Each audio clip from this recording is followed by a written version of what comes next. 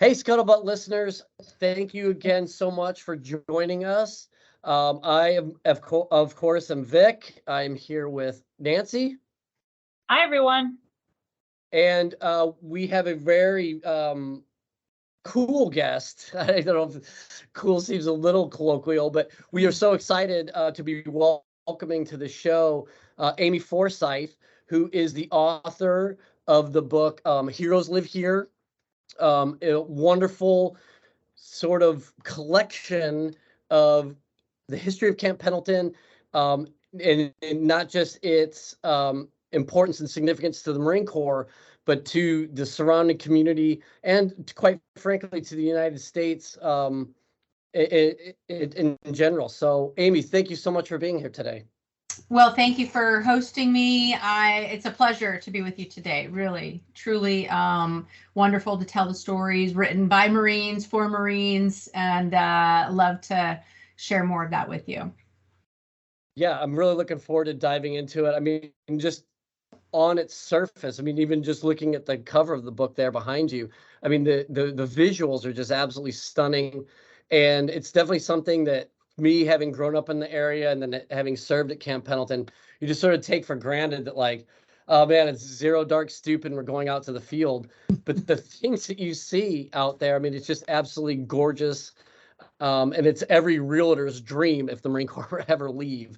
And so thank you for sharing your vision and your narrative. And like you said, you've had, there's stuff in there written for Marines, by Marines. One of them, Sergeant Major LaHue, who's a friend of the show, who we actually just had in studio last week. So really great book. I can't wait to dive into it.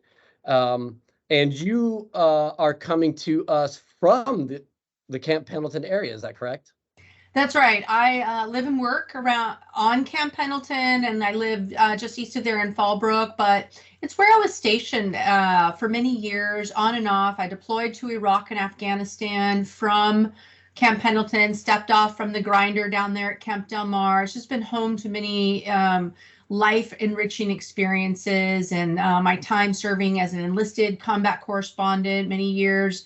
I've been to every training range. I know every nook and cranny of the base. And so it's really been my home base for many years. And it's my second home away from home, even though I was born and raised in Northern California in Sonoma County in a town called Santa Rosa. But I was really drawn to join the Marines because my grandfather served in the Marines as an Amtracker. And he himself went through some training in the early days when Camp Pendleton first stood up. 1942 is when it was officially dedicated as a base. And just yes, I love it. Loved hearing those stories. Yeah. So here's why I'm excited to have you on the show today, Amy, because, okay, Vic, you're a Marine. I'm a journalist. Amy, you're a Marine and a journalist. So I feel like we've achieved some kind of journalism nirvana here for me. So can you tell us a little bit about your career as a Marine journalist?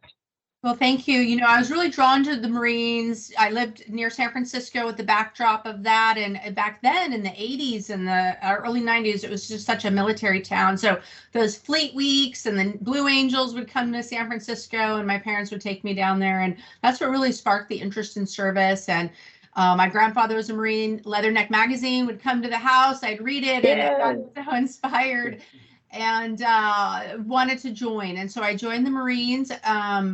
Out of high school, more or less. I waited a year or two, so my parents wanted me to try to go to college first, but I really was just drawn to the Marines, and I thought, what can I do to be of service?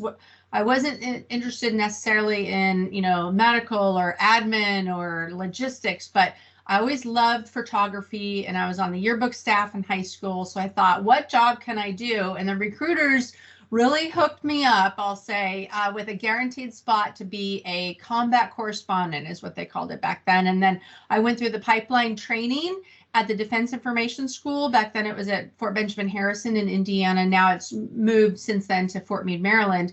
But got my initial training through there, and it rivals any journalism school. I really got the basic foundations of journalism, whether it was print, photography, videography, radio. I just did a phenomenal job to set me up for success for a later career in the Marines. And then once I left the Marines of active duty, I worked in journalism as a reporter. And so I feel very fortunate that I had the skills to be a one-man band, my own crew. I could go out and shoot and produce and edit any story on deadline with good quality. So I feel very lucky and fortunate. And that's just evolved since then. Yeah, These are all my favorite buzzwords.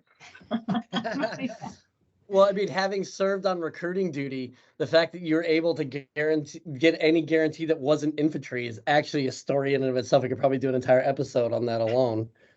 I was very lucky and grateful once I got to boot camp, because those spots are very limited. They're very scarce. And so you have to take a typing test back then. You had to take an English diagnostic test.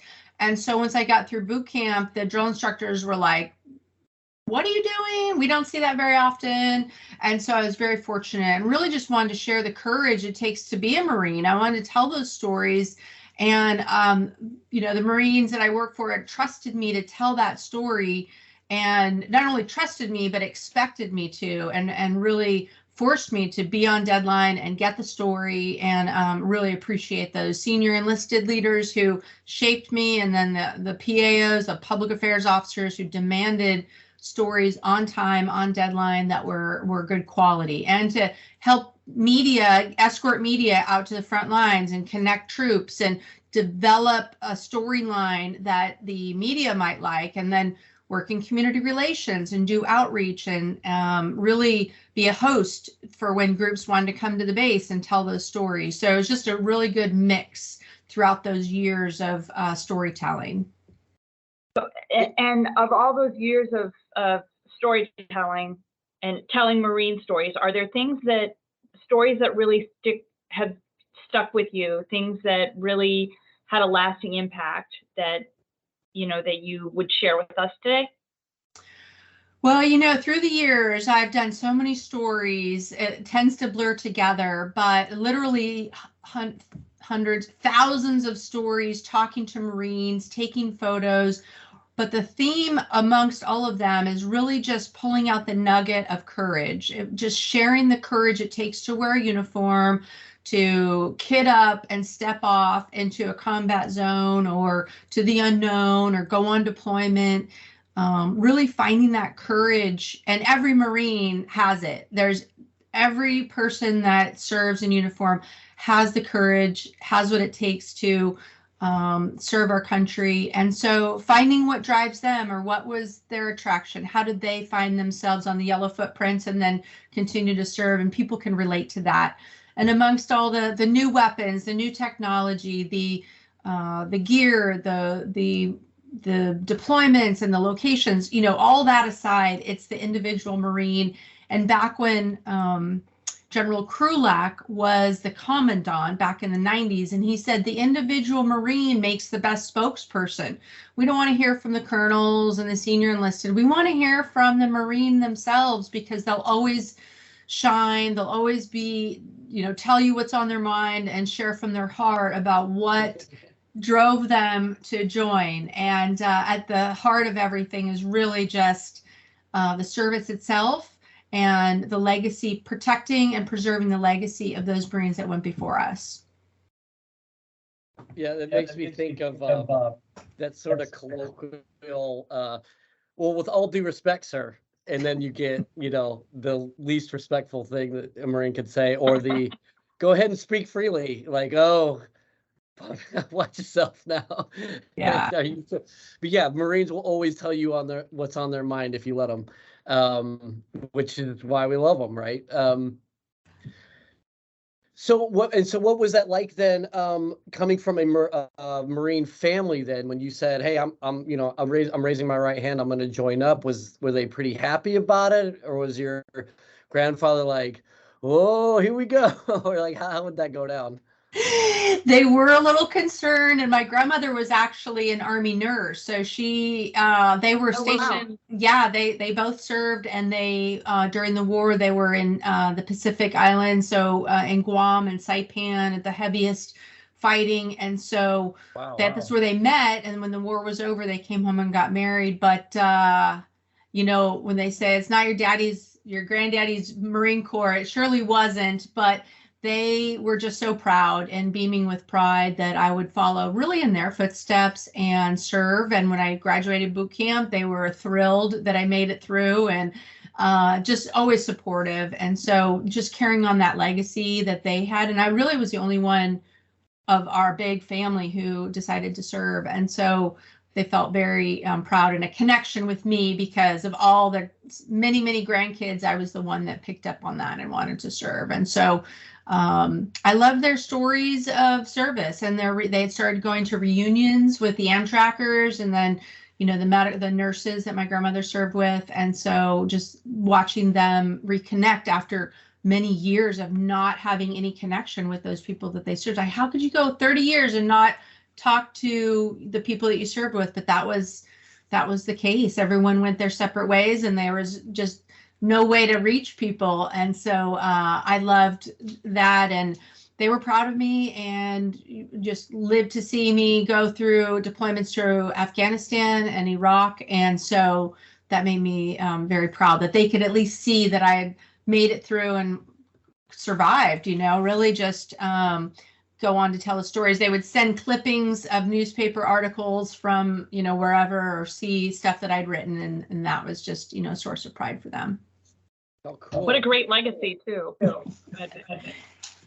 Yeah, I mean, speaking of legacy, like did that legacy dawn on you while you were in uniform? You mentioned, you know, being at the grinder at Camp Delmar. I mean, Amtrak heaven, right? And so, like, did that really seep in then, or was it once you sort of were a little more removed from it, then you look back and go, oh my gosh?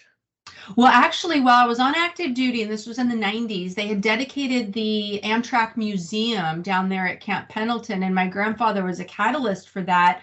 So they came down for a ceremony, and I got them to get an actual ride in an Amtrak. Like back in the day, I could coordinate this stuff. So my family, along with some other families that were a part of that, were able to go out into the boat basin at Camp Delmar. And so they were just couldn't imagine, you know, how meaningful that was for them. And I was still on active duty and being able to coordinate. Now we could never do that in today's Marine Corps with getting, you know, some senior citizens on board an Amtrak in Camp Delmar. It just wouldn't happen. But back then in the 90s, I was able to arrange that. And the Marines, you know, are really proud to show the legacy, especially for former Amtrakers, and just relive that legacy for them and help them kind of be appreciative of the generation that went before. So connecting those multi-generations of legacy really helps Marines realize that it's not didn't just end up here by chance. There were many people that served and sacrificed and put that in motion for them to experience. So that was great. That was just one example of how they were able to kind of see me. I was in uniform, we were coordinating, and they just were thrilled to be able to reconnect, and brought back memories for them, I'm sure. Sure, that Amtrak Museum, it's something special. We used to, you know, do our officer calls and staff calls and stuff there, and it's just great to be around all that legacy. And I do need to backtrack because I probably lost half of our listenership when I said that Camp Delmar is Amtracker heaven. It's not. You know, we do talk facts, so I do. You know, I will say I'm not going to backtrack on that part of it, but I will give a nod out to our brothers out at Courthouse Bay, Camp Lejeune. But I mean, let's be honest. Camp Delmar is Amtracker heaven, so I stick by that. So, yeah. I was gonna wave off, but you know what? F it, man. Like we talk facts. You're the host. You're the host. That's you right. get to decide. So, Amy, this is I really want to dive into your book now, because as we're talking about legacy, I have a similar experience, and it really, looking at your book, helped draw out some of that. You know, my mom, her first, like, her yellow footprints were there at Camp Mateo at the resettlement camp as a Vietnamese refugee.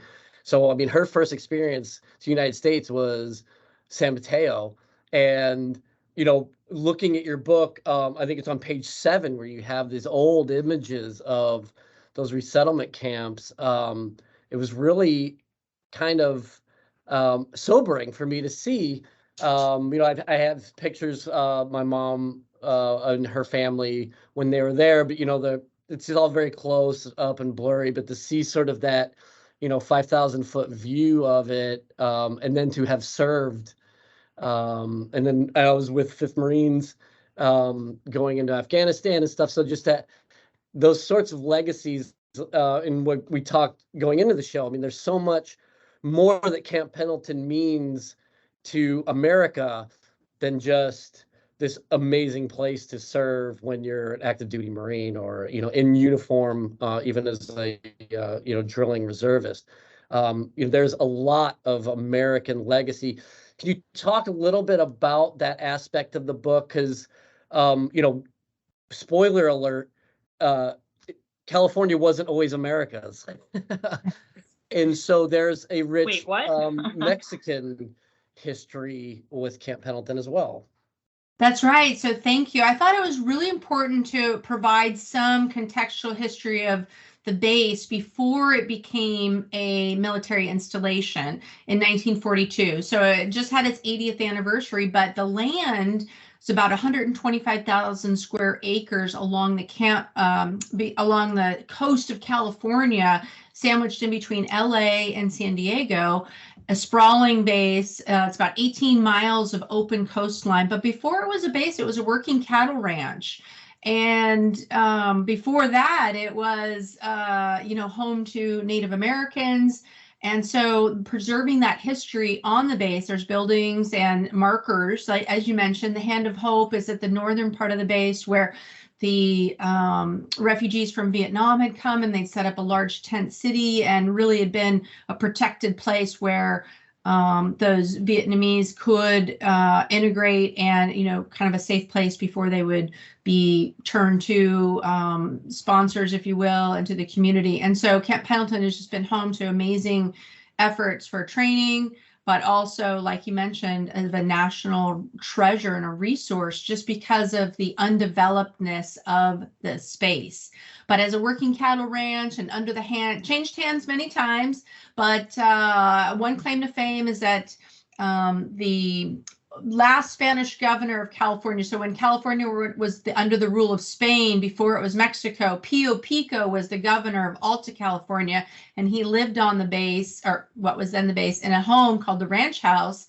It was with the head of the working cattle ranch. And so it's spaced perfectly between the mission system. So the mission San Luis Rey and the mission San Juan Capistrano is about one horseback ride, one day of a horseback ride, and in between that, people would stop along the El Camino Real Trail, which was right there in the middle of what is now Camp Pendleton, and get water for their horses and get some food. And so, you know, it's a huge working cattle ranch, but an integral part of California and Southern California as a place of refuge for people, even before, you know, those days. But there's a chapel on the compound of the ranch house, which is preserved by the Marine Corps and is offered up for tours and to really showcase that rich California history before it was a base. But the base has agreed to protect the space and not offer up any development on it. And so it becomes a really fascinating, if you're driving north to south or south to north from LA to San Diego, you'll drive right through the base and you could see at any time ospreys flying over, ships at sea, tanks, and, well, not tanks anymore, but tracks running alongside on those routes, and Marines on patrol. So you really can get a full what's going on as Interstate 5 goes right through the base. Absolutely. And the train tracks for the coastliner and everything. But it's not only the human history that's protected at Camp Pendleton, right? I mean, I can't tell you how many times we've had to adjust training for a least turn nesting area or a shutdown shooting out at the ranges because there's buffalo, and you're just going to have to wait till they leave, and they're going to leave on their own time. So, I mean, there's a conservationist sort of ethos at Camp Pendleton, not just of the human history. That's right. In fact, in the 1990s, they signed a pact with the Department of Interior to protect that space and protect the endangered species and the environment there. And so training is impacted from time to time, but they do a really great job of preserving these spaces for breeding, the least tern, and some, these frogs and different species. And a lot of people have heard the myth of there's a herd of buffalo on the base roaming around the base. And one day in the 90s, when I was on assignment trying to find a range, I came across the herd of buffalo. And so I've seen them with my own eyes, but they were brought to the base in the 70s and have been able to manage to survive. And it's a protected place where they just roam freely, wildly on the base. And so we have a team of game wardens and people who are trained to, track them and, preserve these species that are on the base. And so it really is a kind of an open safari environment with a lot of environmental concerns taken into account. So they do a great job of protecting that. Yeah, the buffaloes, that's a real thing. I can't tell you how many of my day shoots turned into night shoots because of those damn buffalo.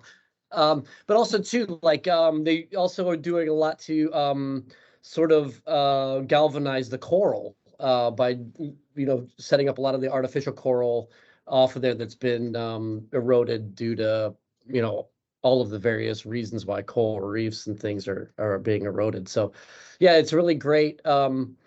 But I guess going into then looking at the book from a stylistic standpoint, like what was sort of, I think we can get sort of the gist, but I want to hear, I guess, in your words, like what your impetus was in writing the book. You obviously speak very passionately about the history and then your own personal legacy, but why this book and why this book now? Well, it really just started out as, 20 years had gone by from my experiences in Iraq and Afghanistan as a combat correspondent. And I left the Marine Corps and I switched over to the Navy as a Navy public affairs officer in the reserves and got mobilized and served in Iraq, served 2 subsequent tours in Afghanistan. But I had tens of thousands of photos. And now what do I do with all of them? And I had lived on Guam for 5 years. I was working for Department of Defense, covering all the large-scale exercises in Indo-PACOM. Came back to Camp Pendleton for a job as a civilian public affairs officer, and was driving through base and noticed all these beautiful tributes and monuments through the years that they had, been a constant rotation to Iraq or Afghanistan under the 1st Marine Expeditionary Force. So you've got tens of thousands of troops who've had this experience in Iraq and Afghanistan, and all these different camps on the base, 1st Marines, 5th Marines, the logistics battalion, the squadrons, the aviation, all have had casualties and wanted and have their own memorials. The recon battalion, the MARSOC, they've made their own camps and unique to them with memorials and tributes. So as I was driving through the base, I noticed this and taking pictures I wanted to share with Gold Star families or friends, like, look at this is meaningful. And so I thought, let me put this together. It just sort of took shape on its own. Let me put all these in a book. And I wanted to get reflections from, as you mentioned, some contributors from the base, even the canine section. There's a beautiful tribute to those working dog handlers who had lost their lives in Iraq and Afghanistan. So I took in a myriad of different stories and reflections from people who'd served on the base. And the foreword was written by Lieutenant General Larry Nicholson, who I'd served with in Iraq. And when he accepted, I knew that I was onto something special, because he had also served at Camp Pendleton for many years, being the 1st Marine Division commander, and knew the impact that the base was making. So it kind of took its shape. And so I thought, well, if all these other veterans are writing stories and reflections about their time, why not me? So I put together my photos and more of a coffee table book, big writing, big lettering, a lot of photos. I know Marines just kind of, it reads more like a magazine than than a book. And so that was my style of putting together just a compilation of contributions from people and friends of mine that I know, and really personal stories and connections that through my research, I learned that more Marines and sailors from Camp Pendleton were killed in combat in Iraq and Afghanistan than any other one base or station. And so that's a heavy toll on any one community in our country. And so that story just had to be told. And so luckily I've gotten a lot of great feedback. Yeah, it's a beautiful book. I mean, really what you said about it being a coffee table book, visually it's very stunning, very appealing. Once I flipped the first page and I was in. So I think people are really going to enjoy. And I particularly like all the old photos and the history of the base and the area around there. I think that was, that's one of my favorite things to look at. So when you were doing your research, did you find out anything that you didn't expect to find out about the area or about Camp Pendleton? Well, I'd been telling the story for many years, on and off. Camp Pendleton's been my home station. But what I did learn is that, as I mentioned, the numbers of Marines killed, it just blows my mind. So actually, the book was at the printers. The final approved manuscript was at the printers, as you recall, last August 2021, or in August 2021, when we were doing the evacuation in Afghanistan. And within minutes of learning who the Marines and the sailor and the soldier that were killed at the Abbey Gate there at the HKIA, at the Karzai International Airport, we learned that those Marines, the majority of the Marines, were from Camp Pendleton.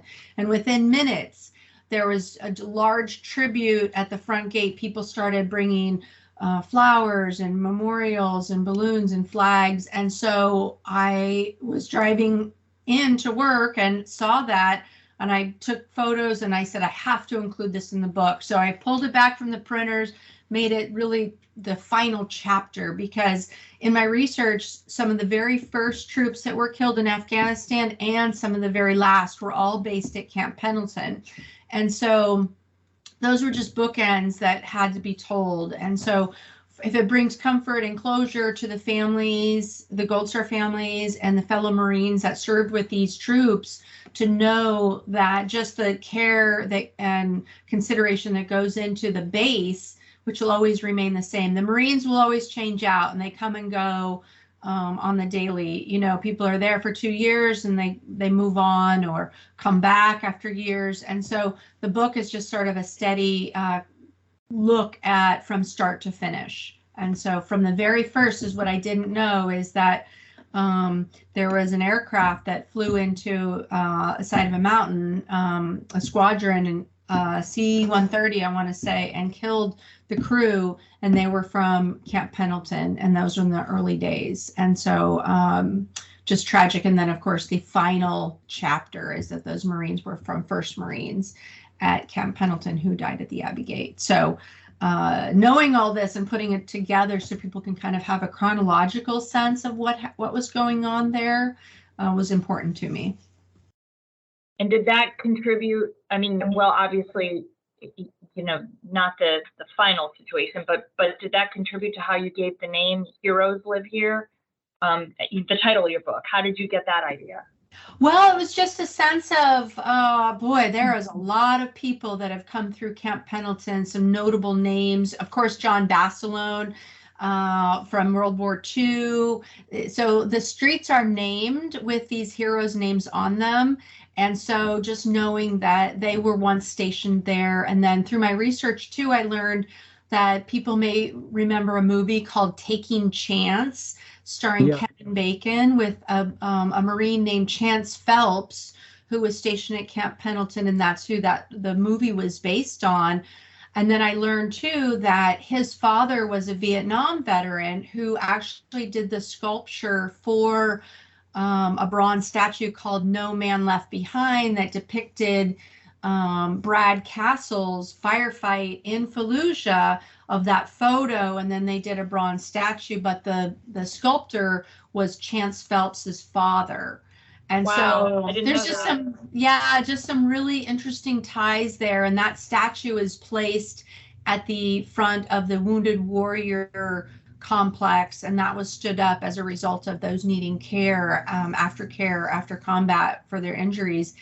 And the Wounded Warrior Complex is named after Sergeant Rafael Peralta, who was raised in San Diego, although he wasn't stationed at Camp Pendleton. And so there's just some ties to the local area and some connection points that names people will be familiar with. Yeah, and then one of the things actually that Nancy and I were talking about before the interview was that, as we had mentioned in the pre-show, our tagline is sort of become, stories matter, and we have explored the narrative. Not that there's an end point to that, but we've definitely, we've dived into the sort of the prose side of it, the journalistic side of it, but we've never really done sort of the visual storytelling. And I think that the aesthetic of your book, I mean, it really does. I know you said it's sort of like a coffee table book, but it does. The images tell a story. They have a narrative quality to them, and it's really stunning to go through it. And like I said, having been there and just sort of not really fully understanding the impact, or just being, so many alligators close to the canoe, you just don't really take the time to sit there and think. But now looking back, I mean, just like something as stupid as getting hot wets, at 05 as the sun's coming up, it's coming up over the Hidalgos, and you're looking out over the Pacific Ocean. I mean, who the hell gets paid to do this stuff? I mean, it's really amazing. And your book does such a great job of really capturing that feel of life at Camp Pendleton. And like going back to, I guess, sort of what Nancy was saying, those older pictures, having grown up in the area, I always wondered, like, what did this look like before all of this development and all of this civilization? And you were, what was the process like in sort of curating a lot of this stuff? I know you said you had tens of thousands of your own, but did you have to, were you working with history division, or was there a sort of a belly button you could push there at Camp Pendleton where you were able to draw all this stuff together? Well, I did actually. I worked with the Camp Pendleton History Department, a woman named Faye Jonason, who I'd worked with for many years when she was under the Public Affairs Office. And then I worked through the Camp Pendleton Historical Society as well. And their goal is to preserve the legacy of Camp Pendleton and work to some projects there to really share the history of the base and preserve the ranch house complex and some other older buildings. And so Camp Pendleton has a lot of new buildings, but that 1st Marine Division headquarters building, they call it the White House. It was one of the original structures on the base. And so trying to find the balance of, like, yes, that we have to modernize because it takes a lot of money to maintain these old buildings, but this is legacy. And so trying to preserve some of that, finding the balance. But I love all those old photos, but I was very grateful that they offered up a bunch of those. And I chose the ones that I thought depicted the base and could share and give people a sense of what it was like, even though not much has changed, honestly. Like, you'll drive through the base, they've done a good job of not building up too much. And so some of those older buildings are still there, but you drive through the camps in the northern part of the base and some of these older chapels, and that was going to be like maybe another book, just the old chapels on base. There's so much history, and you can think who has served here and the tens of thousands of Marines that have gone through Camp Pendleton in their lifetime, and going to the beach and enjoying it with their families. And a lot of people have reached out and said, I was born on the base at the Naval Hospital, and kids grew up there, they went to school there, and just, it was sort of a soul culture. It's a lifestyle with that SoCal vibe, and being so close to LA and San Diego. So, but it is one of our nation's largest training bases, and make no mistake that what goes on there is very serious with the home of the 1st Marine Expeditionary Force, 1st Marine Division, and their main focus is warfighting, preparedness, training, and so that's the goal of the base. And then trying to coexist with the natural environment and preserving the species on the base and the history of the buildings is really important. And so another catalyst to the book was our personal story of Major Megan McClung, which I had served with, and she was one of my bosses in Iraq and Afghanistan, and she was killed in Ramadi in 2006. And when we got home from deployment, we had this large rock etched with her name on it, and we put it up on top of this hill where we used to run as a section. And she was a runner, she was a triathlete and Naval Academy grad, so we went up to her favorite hill and we put this rock on top of it, even though we weren't supposed to do that because it's not a sanctioned memorial. We didn't tell the base CG on it. We didn't get permission. We just did it. And so these memorials started sprouting up all over the base, really these crosses on top of a hill you might have heard about. They were controversial, but these memorials need to be sanctioned. But really, that was one of the first catalysts. So I need to go up to the hill and see Megan's rock and take some photos and tell that story. And then I started learning about all the other memorials on base. Yeah, I'm looking at the pages right now, and it's so it's really heartfelt, sort of homage to your friend. But I also found it really very, I don't know what the word is, but it is very heartwarming because for the most part in this book, you are in the backseat and you're allowing Camp Pendleton to really tell the story for itself. But this was the first time that we really get to see you on the page. And so you can tell that bond that you had with Major McClung. I mean, it's obviously a very real thing, and it's very heartwarming, and it's such a nice tribute to not only to her, but to, I guess, sort of the loyalty and friendship and that bond that Marines have with one another. So it's a really great section of the book. Oh, well, thank you. I wanted to add some personal connection to lend a little bit of credibility to say, well, these aren't just other people's stories. I've kind of lived this myself, and hopefully people can relate to that. And everyone has their own stories and their own photos too, that I, encourage people to tell a story. And General Berger's out there right now telling veterans to talk more about their own experience. And so I felt that it tied nicely to my own experience, and a lot of most of the photos in there are mine, except for the historical ones, and that I took and grabbed a few and got permission to use a few from other fellow Marines and combat correspondents, and really just emphasizing that we want to hear from all people's perspectives, and the graphics were done by a fellow Marine veteran as well, who specializes in graphic design.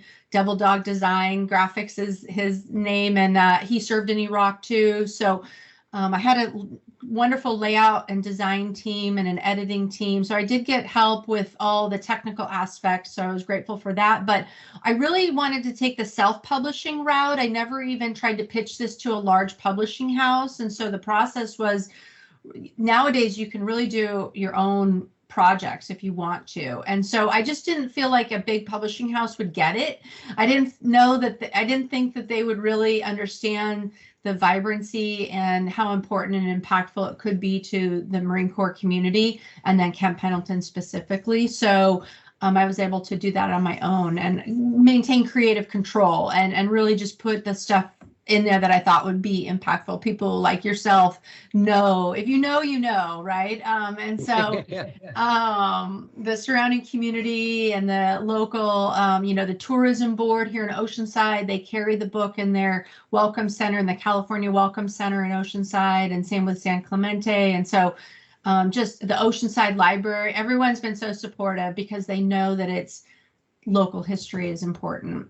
and telling those stories of these individual names. People might remember, or hear about like Travis Manion and Doug Zembiec and, just some of those names in the book that people will remember.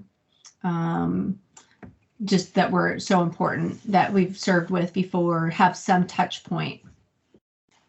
You know what, another section of the book that I really enjoyed, different than the photos, which again were absolutely beautiful, were the watercolors by Alex Durr. What prompted? I love those. I've been a fan of Alex Durr's work since back in the 90s when I worked in naval aviation history, because Alex is really well known for his naval aviation artwork. So it was a really pleasant surprise to turn a page and see Alex's work. How did that come to be? Oh, thank you so much for reminding me. Of course, Alex. So Alex came out to Fallujah in 2006, and he kind of was talking with us in public affairs of like, where can I go and get out to? And so we worked together then. And then when I was putting this book together, I just remembered his beautiful art and wanted to show a different aspect to combat operations than just photos.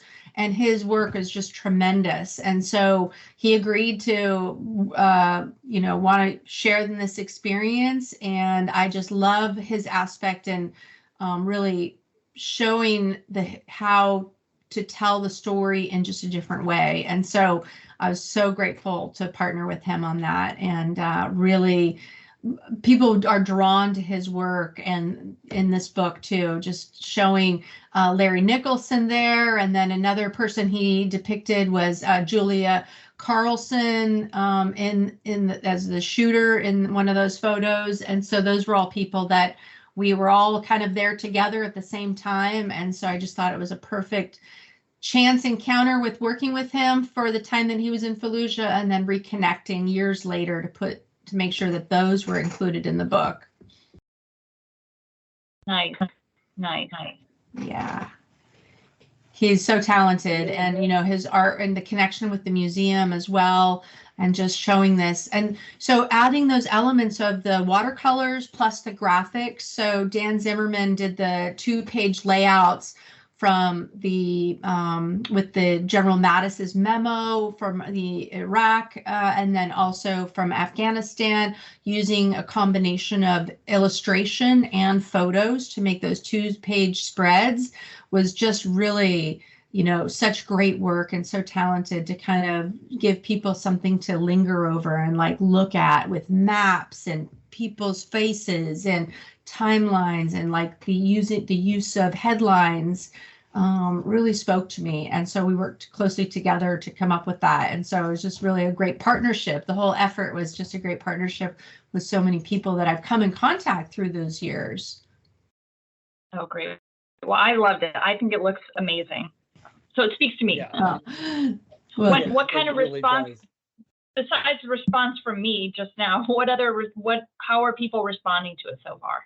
Well, I had the distinct pleasure of presenting a book to the Zembiec family, Major Doug Zembiec's parents, 2 weekends ago, that they came to Camp Pendleton for the 14th annual Recon Challenge, where Reconnaissance Training Company hosts this enduring, grueling course and competition where Recon Marines can compete, really, 25-mile course with swim, live fire exercises. So they came under with the Marine Reconnaissance Foundation as guests of theirs, and I got to meet with them. And so they were just so moved that I would include Doug in the book, and that just makes me feel so great. And of course, Megan McClung's mother and her brother were just so supportive, but the response from even at the commander level, they're just blown away, and just, it's something that they can tangibly kind of piece together their own experiences of having either deployed to Iraq or Afghanistan and been a part of these events that take place that are showcased in the book. And so just being able to touch people in that way and make sure that they have sort of, I would say it's a yearbook lasting 20 years. It's a 20-year yearbook, But the Marine Corps kind of got away from doing these float books or deployment books. Now with everything going digital, yeah, I can tell these stories on the digital platforms and through a website, but going back to something that people can actually touch and flip through really spoke to me. And trust me, I'm not a book person. I barely even read books, but so writing a book really was something outside of my comfort zone, because I'm more of a radio, audio, TV person that I have always been coming up through the Marine Corps. So putting together something in a print format was just something new for me. So I learned a lot along the way, but if I can write a book, anyone can write a book. And so I get people coming out of the woodwork and veterans who are kind of interested in this opportunity, that they might be able to tell their own story. And so I share my experience and encourage anyone who has the means or can or wants to develop it further to kind of take a look at how they would structure a book and do some visioning. And I have some resources for people that also have that same desire to want to tell their stories. Very therapeutic for me, for sure, but that's not how I did it. But I hope that it brings comfort and closure for some people who are touched by the people in the book. And along those lines, as far as like resources, towards the end of your, well, actually at the end of your book, you show a lot of these partnerships and organizations and foundations that are there to serve Marines, help Marines, provide for Marines. Can you talk to us a little bit about that, in particular, your partnership with the Semper Fi Fund and some of these organizations that you have here in this book? Yes, thank you, Vic, for asking, because that's kind of one of the most favorite parts of the book is having those resources pages. And so if you know the story of the Semper Fi Fund, Semper Fi and America's Fund, for your listeners out there, it was the original nonprofit organization organized around the kitchen table from some Marine spouses back in 2003 from right here at Camp Pendleton. And I was a part of watching them grow and helping tell their story of how they were helping raise money. And because I was working and living around Camp Pendleton at those days. And the Gunther family, I think that was one of the CEOs at the MEF where I was working for as in public affairs. So it was really a team effort. And so I just had to have them a part of the book with me, and asked if I could help sponsor, promote, and be a part of that and raise money for them and awareness for them. But those resources pages in the mass sea of nonprofits supporting veterans, you don't know who to trust or who are legitimate and who really are doing great work. So each of those listed, I think there's 26 listed, that I personally have a connection with, or that I know people that work there, I can vouch for them. So there were personal nonprofits that go to help our veterans, our active duty, or our spouses and families. And so that I just wanted to make sure that they were included in there as a resource guide for service members out there that can be trusted and that I know them personally. And so I just feel so obligated to help share the good work that they do. And if it can help someone more awareness, then that's wonderful, especially the Semper Fi Fund, because they have done so much for so many, and it's just a world-class organization. Just started around willingness and its desire to help those initial Marines coming back from combat or being in a hospital where families couldn't afford to go fly to visit them to be by their bedside, and just raising some money. That was really the initial days of the Semper Fi and America's Fund. So that is an amazing story of how it's grown so much and done so much good and expanded beyond the Marine Corps. They're a great organization. It's tremendous legacy, and just the work can't be understated or overstated, really. So it's just really great. Yeah, absolutely. And then, so what's next for you then, Amy?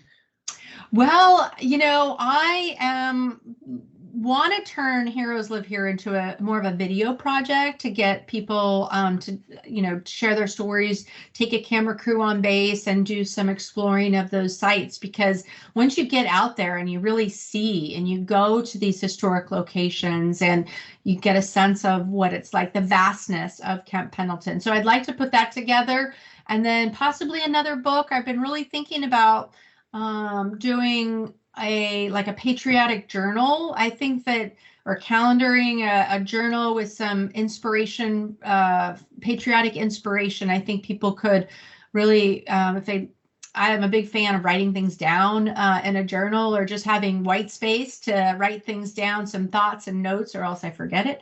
But also, I'm right there with you. Exactly, right? So, with that, though, some inspiration of patriotism. I think that people can, if they just had it written down, some inspirational quotes and different things. So using the book format to put that together. And so in 2025, 26 will be the America's 250th anniversary. So if I can time it out right, that 250th anniversary of our country, paired with a patriotic journal, that's kind of what I'm shooting for. I know that could be aspirational, but that's what's on my radar for the future. Is just a passion project. Oh, that's neat. That's neat. And that is neat.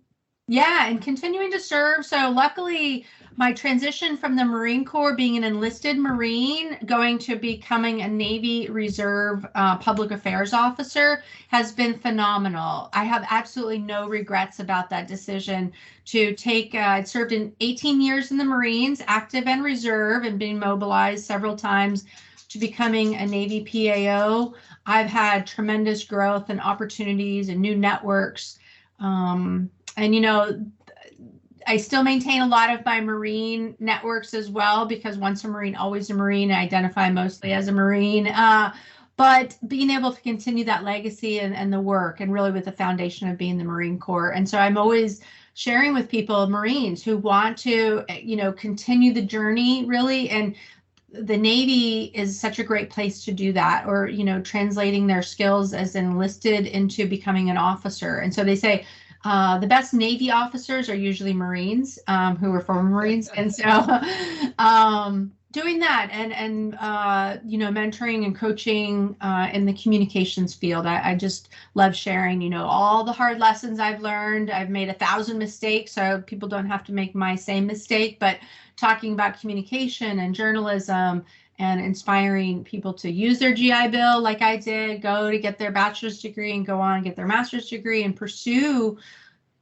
a job in communications like you did, Vic. I mean, it's so rewarding and fulfilling, and working in journalism now has never been easier. I want to say you have more access. You can teach yourself how to edit video, or, create content that will inspire the next generation. So really just showcasing, the ways to do that, and then, helping to move the message forward on patriotism and inspiring the next generation to serve, because reaching that next generation is a lot harder these days. And so if our stories can reach that next generation, and someone picks up a Leatherneck magazine and sees someone and says, hey, I want what he has, or I want what she's doing, that's really important. And our national security depends on it, really. And that's the communicating like our national security depends on it has always been an imperative for me, because we truly are at a critical time where we have to communicate as if our national security depends on it. Our future recruiting efforts, our future force depends on it, and that we are sharing those stories of courage and legacy and inspirational ties to what we want to see for the future. Oh, yeah, really. Go ahead, Nancy. No, I was just going to say, really interesting, and it's so true. What appealed to previous generations in terms of recruiting is most certainly does not appeal to the coming generations. It's, they're going to have to be convinced a different way, and it's just a different way of looking at. It's just a different solution, a different way of looking at telling stories, which is really the key here. Once again, telling stories. That's what's going to appeal. And stories like yours are really incredible and inspiring for young people to hear that, you know, what you got are some really important skills that translate across a variety of fields and into civilian life. Yes, thank you, Nancy. You know, inspiring that next generation is really a calling now. It's my service now, is because if, you know, I barely graduated high school. Like, I was an awful student in high school, and I just couldn't have imagined, you know, doing anything as great as serving in the Marines. So I was just lucky to be a part of that team and riding that wave post Desert Shield, Desert Storm. I was just loving every day, and it was a challenge for me. I loved it. But you're right. Today's kids need to see, and you know, trying to break that veteran stereotype of being homeless or not having any skills or directionless. You know, Vic and I, we want to break that mold and showcase the best of veterans, and that veterans are out there leading and doing so many amazing things, and for that next generation to be inspired and say, I want to be like that person, and I can do that. You can do that too. And so that's where I'm at. And so I've been fortunate to be invited to go talk to like junior ROTC groups and some college students, college age, and really hit people where they're at that moment of truth where they have to make decisions, hard decisions about what to do with their future. And so I encourage all veterans to share their story and inspire that next generation, because it's not just a recruiting effort, it's literally a national security imperative that we get the word out and showcase our story. If I can just connect with one young person to say, you can tell stories, be a journalist, and serve your country, and come out with some great skills and go on to work in TV and media, or write a book or movies, you know. And so some of these people that are doing those things are great inspirations for the next generation. But we just got to remember to do placement, get it placed in the right place where we might reach someone. Absolutely. Absolutely. Yeah, these kids are more than just quotas, right? Yes, and you know, in the Marine Corps, luckily, I'm really pleased. I'm seeing, you know, just hearing so many great things of working. I work with Marines at Camp Pendleton and my civilian, you know, position now, and they're tremendous, so motivated. It's still the same good old Marines, trained and motivated. I love seeing that these young kids are, you know, just like we were, you know, Vic, but that talent management 2030, you know, just the shift in mindset of how to treat people in the workplace and develop a workforce that will be sustainable. So the Commandant has laid out some really great initiatives to make it a sustainable force. Otherwise, we're going to lose top talent.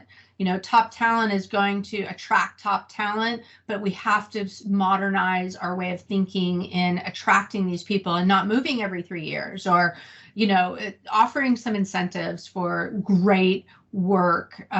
So there's just some great things coming ahead. I think that in order for the Marine Corps to survive and attract top talent, we've got to look at modernizing the way we think about developing that and attracting it. So I'm hopeful, because the, you know, kid right now sitting in high school history class as a senior, and next year he's going to be reporting to my command. I want to make sure that they are fully motivated and aware of what they're doing, and we're here to inspire them and give them the pathway if that's what's for them.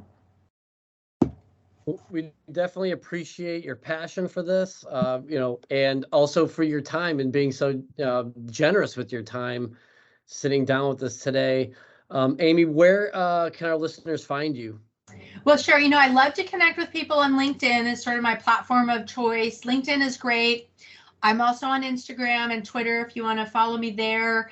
I talk about communications, journalism, veterans, and travel. I really love sharing ideas about travel. I sit on the board of the Visit Oceanside travel board. So I like to connect the dots to help people if they want to travel to Oceanside or California and making Camp Pendleton a stop on their travel tours and explore that.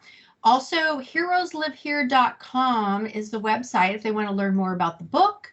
Heroeslivehere.com, and you can connect there. You can also buy a copy of the book, and I'll buy from me directly from the website, and I'll sign it however you'd like, or make it out to someone special in your life. You can also find the book on Amazon. But I always like to have a connection with people. When they buy it straight from me through the website, I get to sign the book, and that means a lot to some people, you know, if they served or their rank, and I always like to include that. But if it comes from Amazon, it comes straight from the printer. I don't always get a chance to touch the book and add a couple stickers or Heroes Live Here patches. I always do that in books that come through orders through the website. So I love to connect with people there too as well. So if anyone has any questions or ideas or topics, love to explore that as well. That's great. Well, Amy, we will be sure to put all that stuff in the show description so that folks can reach out to you. The book is Heroes Live Here. Please check it out. It is absolutely gorgeous. And it's such a great, especially if you served through any of the Camp Pendleton units or even live in the Camp Pendleton area. It really is, I highly recommend it. So Amy, thank you so much for your time. Enjoy the rest of your day. Enjoy beautiful Southern California. I say with a lot of jealousy in my voice. But yes, thank you so much. And let's definitely be in touch. And we're really interested to see like what's next for you. Well, thank you, Vic and Nancy. You guys really keep inspiring and telling those stories, and just really, you know, I mentioned to you that the Leatherneck magazine would come to my grandparents' house, and that's really my first visual of for me ending up joining the Marine Corps. So you never know where your magazines, your podcasts, your articles are landing with people, and that next generation is so important and inspiring, and having something for Marines to read and learn, really a learning opportunity. So I appreciate connecting with you today, and look forward to talking with you real soon. Absolutely. Likewise. Thanks for your time today. Oh, thank you guys. Take care. Bye. Bye. Scuttlebutt is a production of the Marine Corps Association. I am William Truding, but you've also heard the voices or contributions of Vic Rubel, USMC retired, Nancy Lichman, or Ty Frazier. The opinions expressed in this episode do not reflect the official stance of the Marine Corps, DoD, or Marine Corps Association.